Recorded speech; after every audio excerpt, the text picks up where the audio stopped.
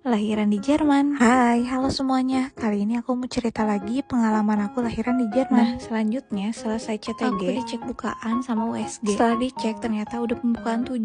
Kita berdua nggak nyangka ternyata bukaannya hampir lengkap. Dari situ bidannya bilang kalau misalkan aku udah merasa ada dorongan yang kuat, kita akan pindah ke ruangan bersalin. Gak lama dari itu, sekitar jam setengah 10, aku ngerasa mulus banget dan ngerasa ada dorongan. Jadi kita pindah ke ruangan bersalin. Kemudian aku ganti baju dengan pakaian di sini aku nggak dicek bukaan lagi. Bidannya hanya bilang kalau aku ngerasa ingin mendorong, aku disuruh buat ngedorong yang kuat dan atur nafas. Bidannya baik banget. Aku nggak banyak diintervensi harus ini, harus itu, tapi dia hanya selalu ngingetin aku untuk nafas. Dan yang paling berbekas di ingatan aku, dia bilang, kamu ibunya, kamu yang tahu kapan harus ngedorong. Jadi kalau ingin ngedorong, dorong aja yang dari kuat. Dari situ tiap ada perasaan ingin ngedorong, aku berusaha buat ngedorong sekuat tenaga. Tapi beberapa kali percobaan masih belum berhasil. Sekitar jam 11-an aku udah ngerasa nggak kuat, minta painkiller. Dan di birth plan aku juga ada permintaan untuk pemberian epidural untuk painkillernya. Tapi karena aku datangnya udah bukaan hampir lengkap, jadi bidannya tidak merekomendasikan aku untuk menggunakan painkiller apapun. Karena menurutnya dengan kondisi aku saat itu, pemberian painkiller akan berpengaruh ke bayi sama kontraksi. Jadi aku selama proses kejadian ini, aku nggak jadi pakai epidural. Oh iya, semua proses persalinan di sini kalau misalkan kita nggak ada indikasi yang serius, kita hanya didampingi sama satu bidan aja. Dan terakhir kalau misalkan kita ada robekan, baru ditindak sama dokter. Untuk proses persalinan aku sendiri didampingi sama bidan dan 2 dokter. Karena kondisi aku saat itu babynya lumayan besar dan aku udah kehabisan tenaga karena proses ngejan yang udah lumayan lama. Akhirnya dokter kasih aku induksi. Pemberian induksi ini masih belum ada perbaikan juga. Akhirnya dokter bantu dengan tindakan vakum. For your information, alat vakumnya sekarang seperti ini. Katanya yang ini jauh lebih minim cedera dibandingkan alat vakum zaman dulu. Alhamdulillah akhirnya jam 13.24 bayinya lahir. Terus dedenya langsung ditaruh di dada aku dan tali pusarnya dipotong sama suami. Gak lama kemudian plasentanya lahir juga. Setelah itu luka bekas robekan di jalan lahir dokter bersihin dan ditutup lagi. Karena robekannya lumayan banyak, jadi dokter ngerjainnya lumayan lama. Sambil nunggu aku ditutup lukanya, dede bayinya diambil dulu untuk dibersihin dan diukur macam-macam. Gak mau pindah ke ruang perawatan, aku sempat blackout dan tensinya turun drastis. Akhirnya aku diobservasi dulu selama kurang lebih 2 jam. Selama observasi ini, aku benar-benar dicek secara berkala setiap 15 menit sekali oleh bidan yang nemenin aku lahiran. Aku juga dipasangin kateter, jadi benar-benar gak boleh banyak gerak dan gak boleh turun dari tempat tidur sama sekali. Setelah kondisi aku stabil, sekitar jam 7 malam aku dipindahin ke ruang perawatan. Oh iya, ruang perawatan ini kita room in bareng bayi dan sharing sekamar berdua dengan pasien lain. Tapi suami atau keluarga gak boleh nginep nungguin, hanya bisa jenguk aja di jam-jam tertentu. Selain itu, kita bisa pilih family and chamber, tapi kita gak bisa booking tergantung availabilitas saat itu dan sayangnya gak di cover asuransi.